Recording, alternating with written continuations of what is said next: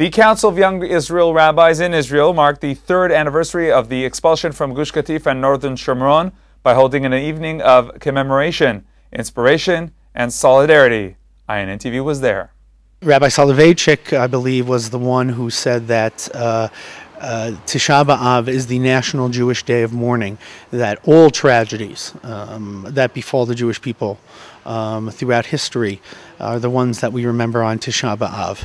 And it's appropriate, although not a coincidence, that the Gerush took place, the disengagement took place starting the day after Tisha B'Av 3 years ago, but it certainly is appropriate during this time period before the 9th of Av, where we are in a significant period of mourning, to mourn that loss at this time. 3 days before the fast of Tisha B'Av, the Council of Young Israel Rabbis in Israel, in conjunction with the Jerusalem Great Synagogue, held a special evening of commemoration, inspiration, and solidarity, marking the third anniversary of the expulsion from Gush Katif and northern Shomron. The worst part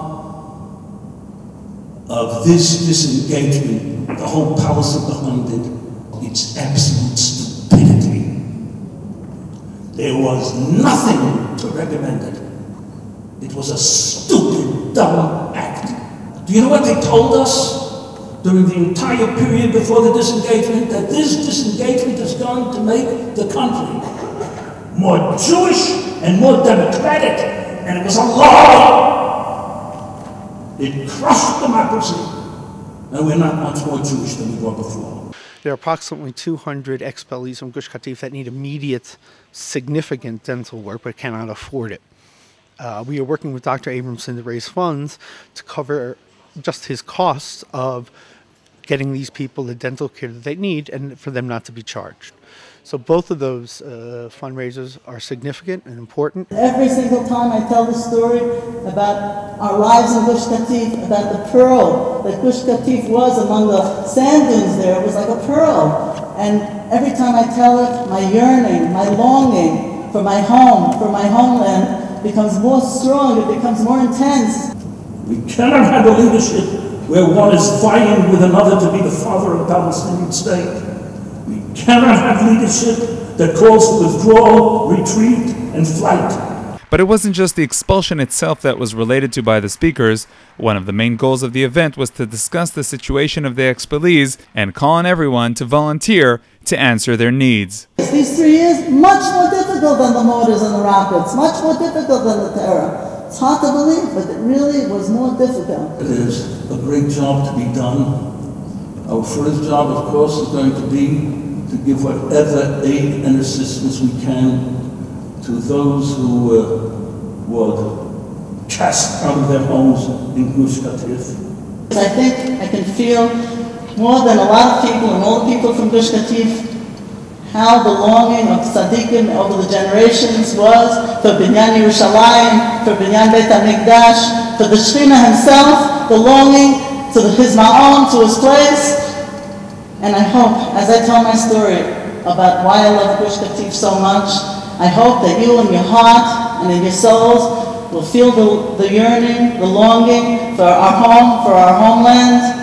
There are so many expellees that are still suffering, that still are living in caravans when they used to live in homes 10, 15 times the size.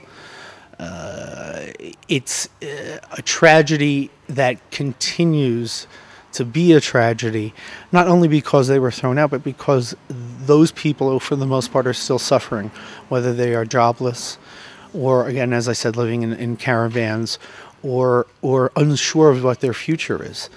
And we need to support them as much as we can. That's why one of our speakers, Harav Yosef Tzvi Ramon, the head of Job Katif, who's speaking this evening, who's doing such wonderful work to getting expellees jobs, whether it's retraining or jobs in their fields. It's important for us to remember that that tragedy took place. That was a finite time, but that tragedy unfortunately still continues because those people are still not back to where they were, not physically, but not back to where they were in terms of living in a home, of having a steady job, etc. 2 specific projects were announced during the event. One project will help the young children who will be starting another school year very soon, and the other one will help expellees who need dental care. We're asking people to donate 35 shekel or $10 so that each student, when she returns to school on September 1st, has their own pencil case with pencils, pens, etc., which is a staple of Israeli schoolhood, that a child goes with his pencil case, in Hebrew his kalmar. A lot of these families just can't afford that much. Dr. Shmuel Abramson, who is a dentist that does work with Holocaust survivors and others, and the elderly who cannot afford dental work. There are approximately 200 expellees from Gush Katif that need immediate, significant dental work but cannot afford it. We are working with Dr. Abramson to raise funds to cover just his costs of getting these people the dental care